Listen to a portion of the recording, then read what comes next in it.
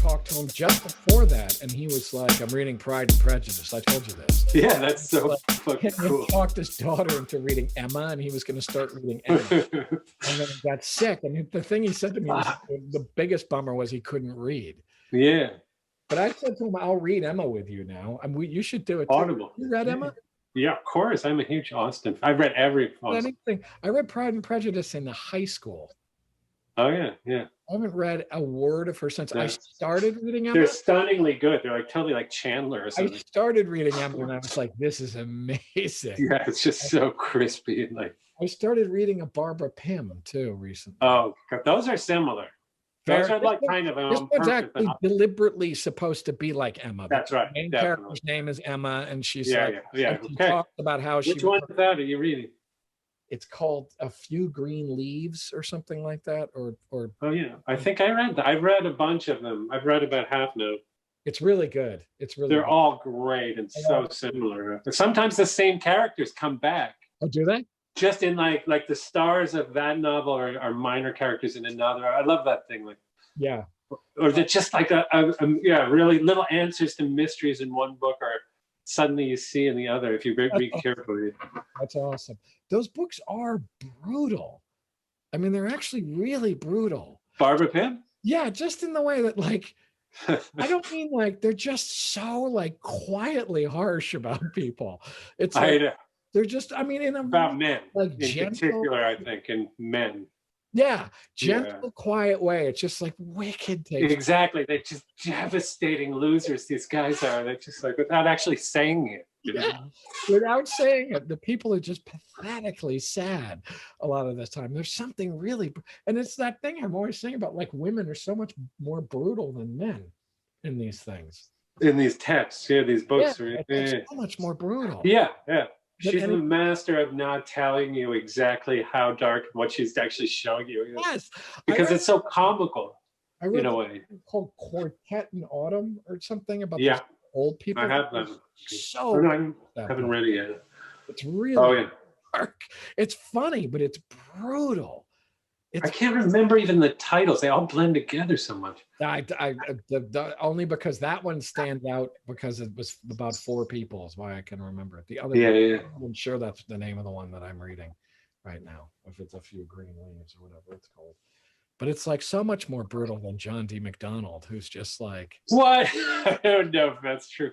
I mean, I hear what you're saying, but I'm scared of brutal writers, and I can read Barbara Pym pretty well. Like, it's so like gentle. I mean, everyone survives. They're all usually, I mean, true. There's just something. It's all about these priests. It's all about the Anglicans, like this sort of middle class. I don't know. This sort of weird world of ladies worshiping these priests. It's so funny. No, it's not. It's brutal only because it's just so. It's totally real. It's just I know. And you see people's lives in these little rooms they live. It's quite sad. Yeah, it's like Simenon or something in the way. Yes, it is Simenon. It's like there's no illusions about anything. There's like no fantasticating. But there's also like a Woodhouse quality in there too, with this sort of English lightness, and there's so much. I mean, those are. You turned me on to that, and I never looked back because those are just every time I see one, I buy it if I haven't read it. Me too. Even they're always excellent, fun, and I know. No, but you're right. The Pym are they're. Whereas I can't read some of those Elizabeth Taylor books. They're too brutal for me. That stuff or Highsmith. That stuff can be. This isn't brutal like that. Maybe to you it is though. Like we have different. It's only the only way in which I see it as being almost more brutal is because it's real is what makes it feel more brutal to me. Whereas I know that there's not some psycho who's going to steal my paintings and counterfeit them and like, you know what I mean? It's like, and I know there's not some, person stalking me to like, it's like, these are just brutal because they're just so sadly real. It's just, but they're such the unsung people too. They're the people who are not. They're just. It's only mock heroic if there's any heroism at all. Like it's. They're just these sort of like retired spinsters or raising money for the church. And that's it. That's the whole book. Just have that church breakfast where the food's kind of bad. Yeah, exactly. Everything, the chairs are kind of uncomfortable, and it's like, it just. And there's also always some nutty new priest with like giving a bad sermon, and they're all just like, oh. It's also hilarious stuff where it's like, in this one, there's this character that's like, he's clearly gay, but he's not really like. Yes, I did read that one. Yeah. Everybody. I mean, he's really. It's almost like, wow, this is really about homosexuality. Yeah. Yeah. No, there's a lot of stuff like that. But no one gets it in the book, right? Or everybody's really discreet about it. Nobody's about it. Or everybody's okay with it. There was one I read where her. Doesn't she see him with a man? Maybe you haven't finished it. No, that's another one. Where she's in love with this guy and he's being very standoffish. And she's more attracted to him, then she realizes he's gay, but she's actually okay with it, and like everybody's okay, and not shocked even. Not shocked. And it's like, that's for when they were written and where they were written. Although I don't know. Yeah, who knows? They're just exquisite. Those things. They are really good. And then it's I read a little bit of. She has this. I read an autobiography. She was very quiet about herself, I guess. Apparently. And, so there's only very few. I have some book of early stuff and stories with a little autobiography. Yeah. I think in there. She's super. And she only wrote like those few things. Just so humble, basically, She kind of wrote for fun, I think, and then it kind of took off, and then she was forgotten, and then came back. She sort of stopped writing for a while. That's right, yeah. She only wrote like 7 books or something. I don't know how many. Again, as opposed to MacDonald. MacDonald, John Mack. You finished that one yet? I did, yeah. I finished it yesterday. It's here it is, but it fell apart, man. Did you think it's been a while since because nowadays I always put plastic covers on my books. It's been a while since this happened during a read. Oh, wow. Did the whole cover come off? Yeah. Wow. And I think it's kind of amazing that it's the same age as you and me, 1967, first edition, like us. Yeah. You have the same one, right? That's the same one I had. That's amazing. You got to show us the cover of it. But it is, I think it's a lot like Simenon too. I mean, it is a lot like Simenon. Yeah, there is a standalone story, but it's a lot like everything. It's crazily good in a way. It is crazy. I mean, as a novel about America, I think it's so good. And the weird thing is, I was just reading this one. I mean, this is like the 80s. This is Cinnamon Skiing. Yeah. Cinnamon Skiing. But this one is in the 80s. But there's shit in this that's really. The one thing about him that's gotten a little bit, I mean, it's weirdly not dated, but it's a little bit like I had more of a sense of humor about it than I do now. It's the kind of libertarian thing in it. Oh yeah. Well, the guy, the like nicest guy in that whole thing is a veteran in this whole book. Is a veteran of Bay of Pigs invasion or something, And he's like so gentle and a great lover. And you're like, wait a minute. It's like a CIA fashion. The kind, but the sort of like weird, slightly right-wing rants and stuff. Yeah. That's more in the McGee stuff. There wasn't much of that in here. Yeah. Not as much, no.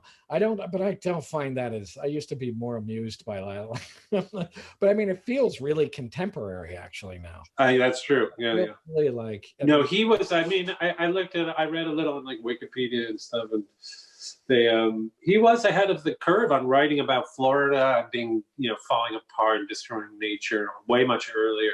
Yeah. I mean, his stuff is really ecologically. Yeah.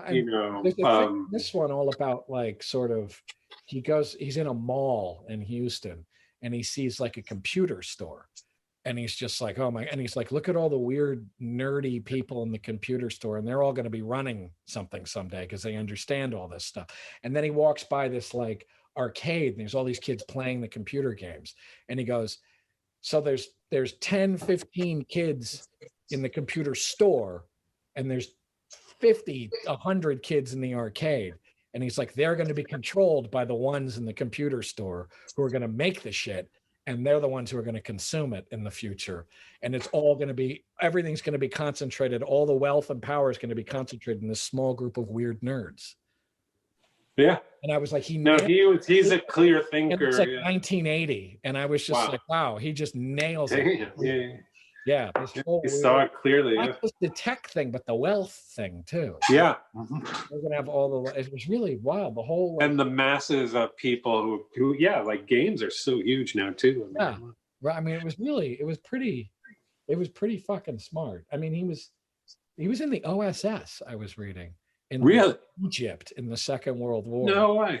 Yeah, which makes sense in this weird way. Yeah. That he'd be like some like pipe smoking spy master. I don't know what to imagine him like. I mean, he definitely, I don't know, because the books cover everything in a way. I mean, this book did. It has like really does. That's why I said it's like 3 books in one. That thing.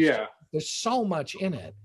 I mean, where did he must have been a sailor or something, obviously, because there's a lot of great nautical writing in this, and the McGees are. Yeah, you know, usually on bookshelves of sailboats, you know, because he must have been. There's definitely like for a while he was. I mean, I can remember like seeing like friends of mine's parents always had like a John D. Right, he was like always. And they always seemed to me to be kind of like they must be like full of sex, and like I was always like, wow, those they are. They are. They actually are. I know, but I knew as a kid. I mean, this one was not McGee isn't so sexual, right? I can't remember. No, McGee's. There's always like a naked lady description in each book. It's so similar. You're just like, Jesus, but also, McGee.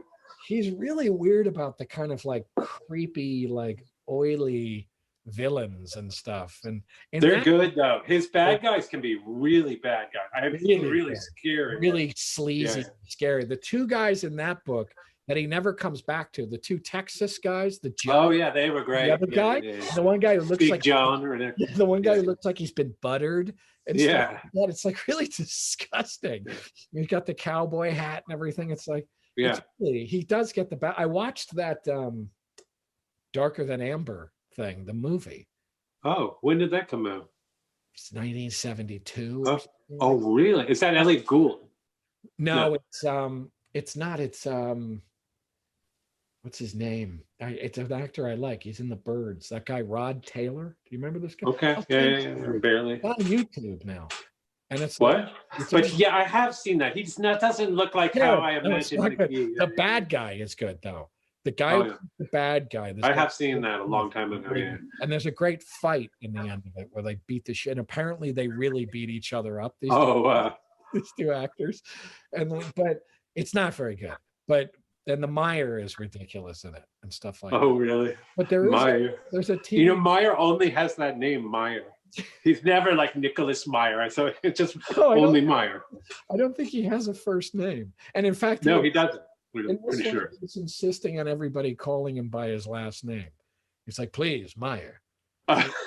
Dr. Meyer's like, doctors, if I was a dentist, you could call me doctor. Just call me Meyer. They're so fucking ridiculous. I don't know why you do come to worship Meyer in those books. Cause I don't know why it is. Like, this one's all about Meyer. This one it's always like his hairy bare chest and his that lovable Ursine economist who this one's all about Meyer.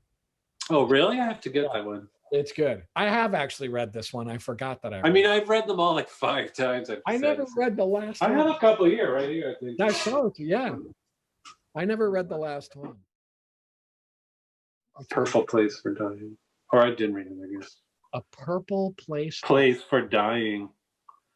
It's Arizona. Legendarily, he was working on one that was like a black border for McGee. A what? A black border for McGee. That legendarily. Oh, black. Oh, yeah. It was I thought you said Black Daughter. I was like, whoa, McGee. All right. No, it was one where McGee dies. It's like this legend. Oh, wow. Yeah. I mean, he gets beat to hell up in each one you do. It's so ridiculous. He really is the knight errant, you know. So unbelievable. But check this out. This is a pretty good blurb to have on one of your books by Kurt Vonnegut, Jr. To diggers 1,000 years from now, the works of John D. MacDonald would be a treasure on the order of the tomb of Tutankhamun. Jesus. That's Vonnegut said that. But I know, which is really kind of hilarious. Wow. I mean, I do think that's true because like in this book, you could that's what you could see how the world worked in 1960. Though, you know what's weird? It feels like, having grown up, it seems like it's so 70s, the world he writes about here. Well, but I think it doesn't seem 60. It was 67, so he was really ahead of his time. But I think you were right about that he was already seeing like Watergate and all this. Yeah, exactly. It's already like seeing through the hollow lie of the 60s. Like, yeah, he was past all that. Like he didn't think any of that shit. And it's like already collapsing in on itself. But also, I think that's a little bit being a Florida writer, because Florida was probably ahead of the curve too on that one. But he's right. It's all about how that kind of like hippie countercultural stuff was like bleeding up into the middle class and stuff. And like people, getting really seedy. It was all corrupted when they up there. And it was all kind of like, and it was sort of meeting all the corruption of power and then all that stuff. And it was kind of meeting in the middle class and like just making this mess out of everything. It's like it's nice to see in this one that the young people though are like the heroes in a way. They're like the best people, and they're just like good, you know. And that's true. And I remember in like this MacDonald, it's usually the other way. Who's in a way even better, Ross MacDonald. This is not one of the two. He's similar. But the young people in that though, they're always like kind of like. They're often just these like loser hippie. You know what I mean? The way he portrays hippies are so lame. Like, but they're all being, that's true. But all the young people in that are being horribly manipulated by like. Oh yeah, that's right. Yeah, no, like they are. They're victims. They're totally victims, but they have no like oomph of their own. They're just sort of. He is sort of similar though. I'd never thought of that Ross MacDonald's kind of similar. Giamatti really covers a lot of ground in all those McGees. He's like Arizona, one book in New York, one book in blah, blah, blah. I don't know. Yeah. No, but I was saying like the way he seems so genuinely, somehow he seems pulpier to me than even like Jim Thompson or any of those guys. Yeah, I know what you mean. I don't know what it is. I don't know why that is. And it almost feels like because it's like, I don't know, trying to be more, although I don't know. It just. I think you're right, though. I mean, we don't know what we mean by pulpy or whatever. No, I don't really. But it like the Jim Thompson or let's compare him to Williford, who's that, Florida, and it's more like, even though it's more pulpy in a way, supposedly with Williford, it's more literary, right? I mean, the books are more. I don't know. It is true also that MacDonald, I think, is almost like Robert Silverberg in the amount of books he actually wrote. Like, also, he wrote a line of science fiction. Yeah. You know, and he wrote a line of. So he's that kind of pulp writer that did every genre, and so I think you're right that in the style of his writing, he taught himself writing in the pulps, literally. Yeah. Whereas I think. Like someone like Jim Thompson was sort of an intellectual who then had to go to the pulps. Right. And this guy was that's interesting. Always pulps. But it's funny because it's like I was saying it is that like, and this is the same way. It's like Balzac and Zola were trying to like encompass their whole culture and stuff. But they also were kind of like just banging shit out. Yeah. And a lot of the people in their stories are. I mean, they wrote about pulp writers. And Zola was a journalist, I think. Zola was just a fucking journalist. Yeah. And so it was like he was just kind of knocking the shit out. And I think for the time, his books are like scandalous and, and shocking and violent and sexy and, and Balzac too, which is really kind of cool. I have to say, I for a time in my life, I thought Zola was kind of boring. Because it's like social commentary, but that Nana was just awesome. Amazing. That's one of the coolest theater books ever. Amazing, that book. The opening chapter of that book about the theater, when all the guys are to watch her on stage, is fucking amazing. Yeah. It's amazing, and it is something out of MacDonald because of like this kind of sleazy. I totally get that. get that, and I think MacDonald is pretty strong. I mean, this, I think, in a lot of ways, is sometimes the McGees are just ridiculous because it's just like you said, with these political asides, and then always this like tragic girl who's like in her bikini. I don't know. It's just always the same shit. No, they are. But and then Meyer comes in but they are well done. I mean, they cast this feeling of morose. I don't know what it is. Like I guess Miami fantasy and like nothing else. And you crave it so bad once you start reading it. You just want more. No, that's why I just hold on. I'll get my copy of that book so I can put it up. Balzac, Lost Illusions. Chrissy was psycho, man. Some of these like early ones he wrote though are really, really good. I read this one called Soft Touch that was really good. But this is the one. Yeah, that's the cover. But the cover's great too. The cover's really good, and it's a real scene in the book too. I know. Right at the beginning. So good. But also this is so classic. I mean, it's like with the Greek fisherman's cap and everything. He's like half McGee, half Meyer, basically. Totally. But I did think Elliot Gould, didn't he play him once? I think he did. He may have. I don't know. But he's that's sort of the style I imagined. That's actually, well, that's not a bad idea, Elliot Gould. Look at the cover of this one. April Evil. So good. Nice. That's a great title. I don't know why. Yeah, I haven't read that one. Wow, that looks good. Did that Robert Altman Marlowe movie? Did the Chandler thing? Oh yeah, that's right. Maybe that's what I'm thinking. The hell's Long that? Goodbye. Long Goodbye. Yeah, he did that. I don't know. And there was talk there was going to be a McGee movie recently, but it didn't happen. With Leonardo DiCaprio doing it. Oh, really? Yeah. Well, he was supposed to be a big bruiser, right, McGee? But I did imagine him more like that kind of. Really? I always thought the perfect McGee, like no question about it, would have been Heston. Really? But his way of talking, looking okay. Come on, he is like one of those books come to life. He's just the whole kind of like, oh, no, really? Yeah. Like wicked. I mean, those books are like the epitome. They're like Heston come to life. I mean, it's. I don't know. I always see them much more slightly 70s because of the bold. But 70s Heston. I mean, 70s like Planet of the Apes Heston. Yeah. With like sideburns. And... Yeah, like Omega Man Heston. Like Soylent Green. Omega Man. I forgot that even existed. No, that's the best. Heston was amazing. Yeah. It's just like a piece of wood talking. I don't know. He was a really weird. I always thought he would have been perfect for it. There's like I saw on YouTube, there was some TV movie. Again, I feel like I watched this with that Sam Elliott guy playing McGee.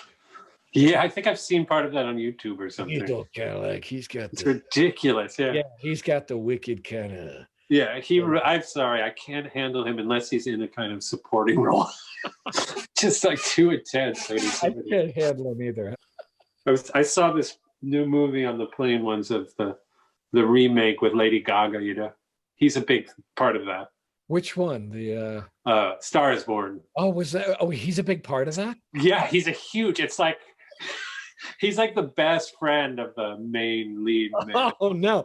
And he's kind of he's just like, it's going to be tough for him to get over this. We'll make a way. He's like the only survivor of, like the tier. Like, right. Crazy. Ruined the movie for me. Not that it was salvageable to begin with. Is he supposed to be the music manager guy or something? Yeah, exactly. Well, I think they're brothers. I think they're. Oh, it's crazy. Something like that. The old man would have not taken that kindly to that word. That's the best Sam Elliott impersonation I've ever heard. But Chrissy the villain in this book, she was great. Scary. It's like the only time I've seen a femme fatale character, classic from like Postman Always Rings Twice style, picking up men, making them do murders. But she, from her point of view, you see inside of her mind and stuff. Yeah. I've never seen that before. It was intense, genuine, but it was a bit too crazy. She's just like a mass murderer. Yeah. What the fuck? Because the guy didn't give her the money. Yeah. She's like, okay, I'll become a mass murderer instead. She was like, super hell. But she was super scary. It was really super well done, actually. Yeah, super well done. But that's what I mean. You kind of respect her in a way. Like, But everything gets, that's what I mean. Like, he becomes really pulpy because everything gets a little too like chewy, and like everything gets a little too like. And it really goes there. Like when the violence happens, you're like, whoa! It had some really hard. A really disturbing thing in that where she cut the guy's wrists and everything like that. Oh my god, that was disturbing. Yeah. Really brutal. Yeah. Really brutal. Like in one deep, it's just like it was really brutal. But and the slaughter scene when he remembers killing all the people in the boat, and it was awesome. Oh yeah, that was. We're ruining the whole book for everybody. The fucking the brain damaged soldier thing was like, I mean, it was like a whole with the dent in the head was just like ugh. But that was great. I loved it though. I love that character. I loved that interlude, like Caliban interlude. It was great. That was really great. But I swear to God, you got to read that Theodore Sturgeon story. I would love to. He totally ripped that story off. Wow, that's so interesting. It's about this brain damaged guy who finds this girl. They probably even knew each other. Who knows? But it's perfectly possible. But they definitely probably published a lot in the same kind of magazines. Yeah, they must have. I'm sure. Because he wrote sci-fi too, stories, novels. Yeah, he wrote like hundreds of stories too. But you're right. It's like now it's like I have to like scratch this itch now and like read that. Yeah. I'm not gonna be able to stop reading these. I might have to go straight to a used bookstore now that I'm back in the USA. Oh, they're always in used bookstores too. I know, exactly. Always playing them. I got where I got all of these was I was in Gainesville. I was in Gainesville. Oh really? Wow. Bookstore, and there was a box. One box had all these UFO books in it, and another box had all of these in them. And I was looking through them, and the guy was like, I haven't shelved those yet. And I was like, this is like perfect. I was like, you got my whole range of interest. No, I mean UFOs. And he was like, $25, you can take all of them. I was like, you got it. And I took these two buttons. So I have like shitloads of these because they were nice. Those are good editions too. Yeah, those are first editions. I haven't read. Not that anyone cares. So good. Yeah, there are so many. It's multi-point of view, so there's so many characters. There's so many point characters. It's like a little too many because some of them I liked more than others, but he just doesn't come back to them. And you're like, oh, I wish he had done a whole long part about the kid on the catamaran thing. I feel like this must have been his first. Like, I'm gonna write like a big novel now. It's not. It's later in his career. I mean, but who knows when he actually wrote it? He was mostly writing like these kinds of things. Yeah, I don't think he was writing. I think this is like, this larger portrait of the world. I'm going to spread my wings and see if I can. I see Herman Wouk writing some stuff that's like, but it's interesting because he kind of shows the strength of the crime novel, that it can do that it can go Zola-esque pretty easily, because it also at times could remind you of Tom Wolfe, who does that too, tries to get the whole world in one book. And it's this kind Portrait of Atlanta or something. Yeah, it's this like journalist thing too. Yeah, exactly. This novel as journalism. Yeah, I'm going to cast my eye on the American. But I feel like this is better than Tom Wolfe, because it's not like you don't have this sense that this journalist is kind of lecturing you through the fiction. You more have the sense that like, holy fuck, Florida's nuts, or what? It's really crazy in Florida, or you learn about Texas in surprising ways instead of being told. No, and it doesn't feel like it's a world of its time, but you can still remember it. It's weirdly not that dated, I have to say. It's not that dated. Somehow it's like you still see everything he was talking about now. It's a lot of it's gone, but it's here still. And it's like, I really like the tough guy, sort of hard guy character, the lawyer guy. Yeah. Well, he always has these guys who are kind of like, A lot of times too, it's like they were in Korea or something like that. He's a hard guy, but he's learning how to be soft now. Like it was well done. Though. It was well done. No, he was a good character, and the Cuban guy I really actually liked. That was a great. Me too. I did. I actually liked a lot of the old guy, and I liked the Cuban girl too. She was, I thought, pretty well done. The way she had two personalities. Yeah. No, I thought that was.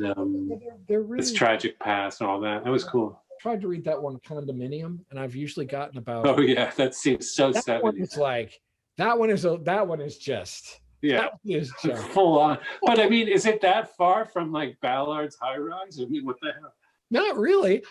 No, not really. I mean, it's you're right. It is kind of similar, and it is, but it just is like, oh my God.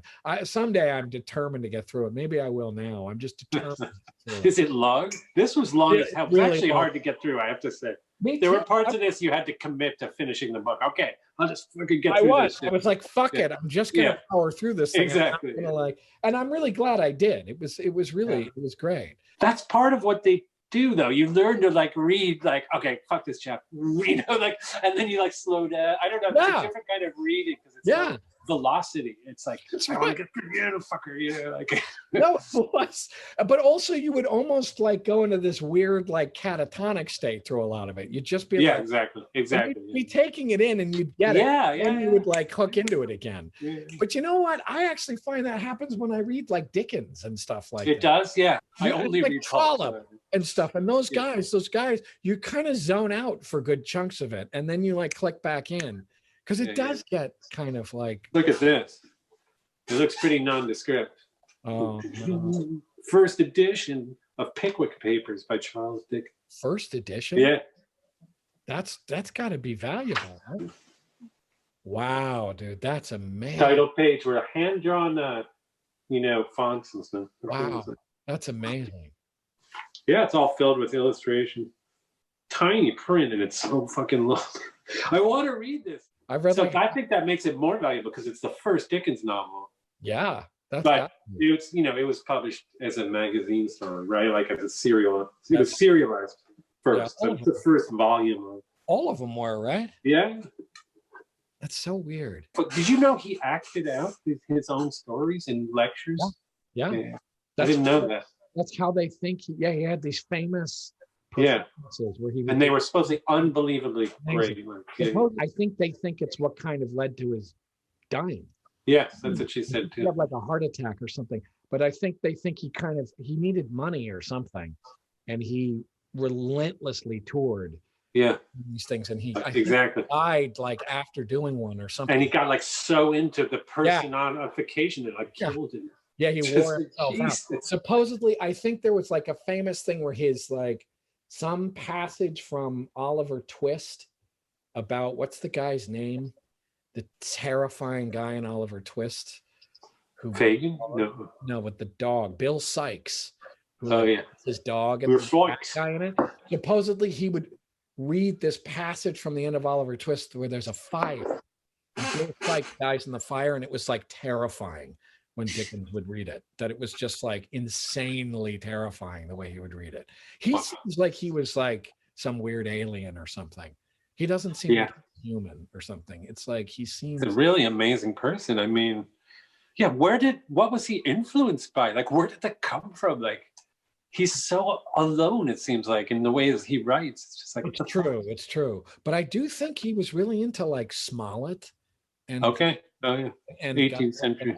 I think he was into those guys. I think he was into Sir Walter Scott. Of course, Come back to Sir Walter Scott. Shit, I still haven't edited that part of our last. You have to. I know. It's so